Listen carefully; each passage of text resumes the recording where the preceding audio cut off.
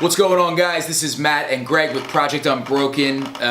We are trying to raise awareness about addiction, and we talk about some of the things that Greg and I have experienced through our heroin addiction and things that have helped us kind of come out on the other side more successful and more happy than we really thought we could be. Today, we wanted to talk about Suboxone, cure or curse. We've had a couple conversations about Suboxone, and mainly my benefit with Suboxone. Greg took the methadone route in his recovery journey, and we get a lot of mixed feedback. Yeah, we do. Some people love it, some people hate it, some people say it ruined their life, some people say that it saved their life. And we want to talk about some of those different opinions and, again, what we think the main perceptions are about Suboxone and how you can be successful with it. Yeah. So first, for the people, there's a lot of people I think that we get feedback from that they get down to like 2 milligrams or so, then they're stuck. They're like, fuck, like it's the same thing as being on heroin. Like I'm just stuck on it. Like I can't get off. And I think in that sense, for those people, if you kind of look at it a different way, like I think as addicts, like, you know, being on heroin, being on pills, methadone, Suboxone, all of that, we're so used to always being comfortable, right? That when a little bit of how do you say it? Uncomfortability? Uncomfortableness. when you feel uncomfortable a little bit, it kind of freaks us out, right? And I remember going through that, and it wasn't until I was like, all right, you know what? Like, fuck, I just got to go through it. Like, I prepared myself to kind of start being uncomfortable a little bit, and it really wasn't that bad. For me, I came off methadone, you with Suboxone. I know you kind of did the same things. We talked about this. So first of all, for those of you out there who get stuck on it, kind of realize you're going to have to be uncomfortable a little bit, and it doesn't last that long. And you can really minimize how uncomfortable you are by coming down very slow. And Matt has a video on how he came off Suboxone we'll put below for those people. But just wanted to, that's one of the biggest topics we get, so I wanted to bring that up. But cure or curse, I think it's whatever you make it out to be, you know, for most people. Now, for some people, I think it can be a curse because people's bodies just react differently to different substances. Some people, Suboxone's just going to be no good. You know, I've had people tell me that, you know, Suboxone was way worse for them than methadone, and for most people, it's the other way around. So obviously, there is different reactions to the drug, but I think for the most part, for me, I would say cure, as long as your mind is in the right place. Yeah, well, and to Greg's point, I think that makes a lot of sense. It's like that old phrase, whatever it is, whether you think you're wrong or whether you think you're right. Yeah. You know, that it's completely how you frame the whole situation. We had a comment on a video, I believe it was yesterday or the day before, from this guy who was saying that he was thankful to hear that coming off Suboxone didn't have to be as scary as a lot of people say that it is. And he mentioned that he's been on Suboxone for 10 years. So I wrote back, because he just had a lot of anxiety. He's like, I gotta come off now and I'm freaking the fuck out. And I wrote back, I replied to his comment, I said, dude, if you're trying to think about coming off of something you've been on for 10 years, that's like breaking up with somebody that's your life has revolved around for a decade. It's going to be really nerve-wracking to try to think about your life without this crutch or without this, what you think was kind of helping you along. And we talk about placebo and all that stuff. Once you're 10 years on anything, there's going to be a pretty dramatic shift when that has to go away. And the way you have to frame that out in your mind is exactly what Greg was saying. You have to kind of look at this uncomfortable situation, and this is going to be one of the first of many, unfortunately, but this is going to be one of the first of many times that you are going to have to face that uncomfortable feeling, and I think that you'll realize it's not that bad. And, you know, something that Greg and I both talk about a lot now is we are very comfortable being in uncomfortable situations, whether that's mentally, physically. I think we almost thrive in those circumstances now, where it's like, this is really gonna suck.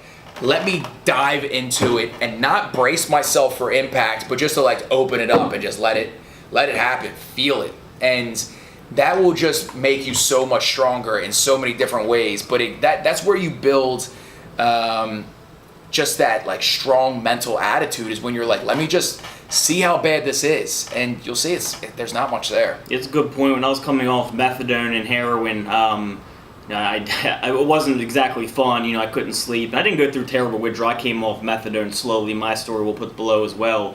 But I think I learned later on that going through that made me so much happier overall, and I think once I realized that going through a struggle made me stronger, I started looking for struggle. Yeah. That's why today I do CrossFit, I do jiu-jitsu, I want to get into MMA, I try to build businesses, I do things that challenge me, because I realized coming off one of the main things coming off heroin and methadone taught me was, when you get through a struggle, when you're going through it, it makes you better in the end. And I mean, it's a true statement. It sounds like so stupid, like we've never done that and you don't realize, you're like, yeah, whatever, you know what I mean? Oh, yeah. Like that's bullshit.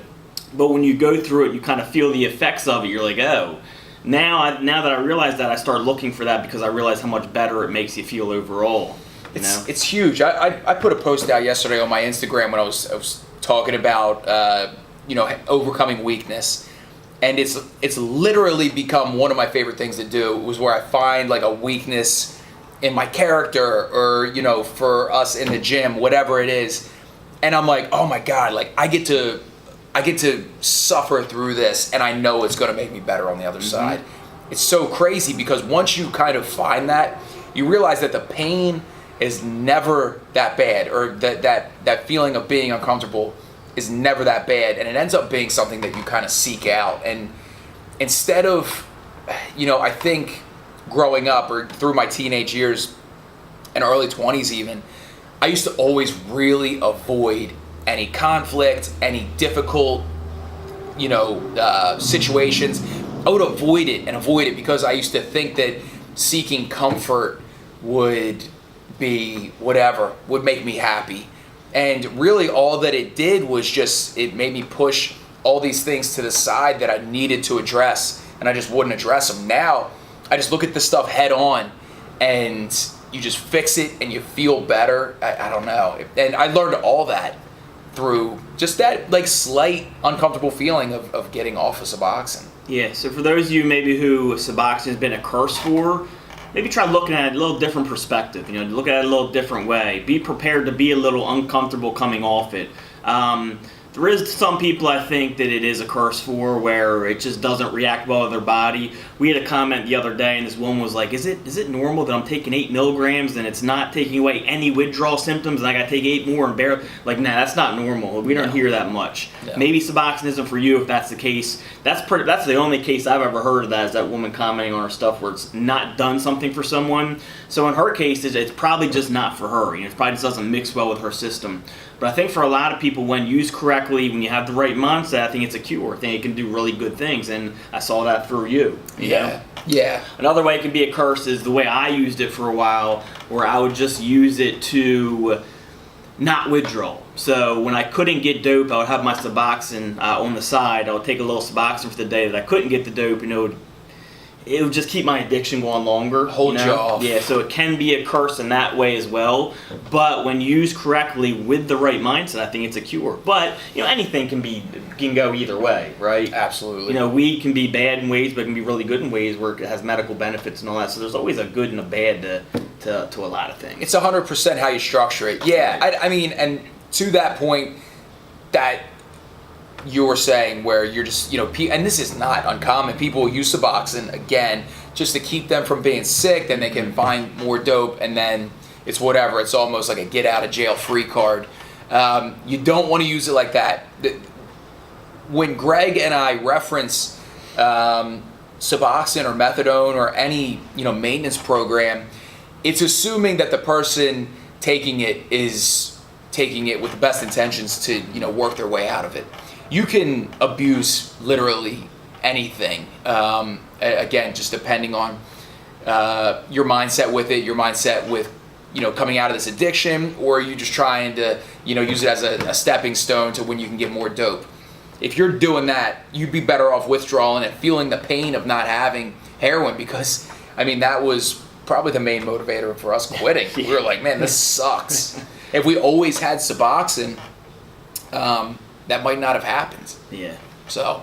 Yeah, so cure curse for me, overall I would say cure. A little bit of curse in there for some people, but not many. I think overall cure for me, and really I'm just speaking from experience. I saw Matt use it as a cure. It could have worked for me as a cure if I had my mind right. Once my mind was right, I used methadone as a cure, so I think that could be a cure as well, totally different topic, but overall for me I would say cure. Yeah, same with me. It did cure me. So I have to stick up for Suboxone a little bit on this one. Yeah, make sure you check out Matt's story. I think it's like a 15-minute interview between me and you. Yeah. And we go over his full timeline of, I think it's about a year and a half it took you to get off it. Yeah, just about. He slowly came off it, and that's the thing you got to do is you got to slowly come off it. You got to be patient. That way, because when you're coming off, you said you didn't withdraw at all pretty much. A little bit of anxiety at the end. A little bit, coming off, yeah. But it's possible to get off Suboxone with little to no, withdrawal as long as you're doing it correctly. Yeah, just be smart about it. Have a game plan. Again, in all of our videos, we talk about how to structure that. You can go back and check those out.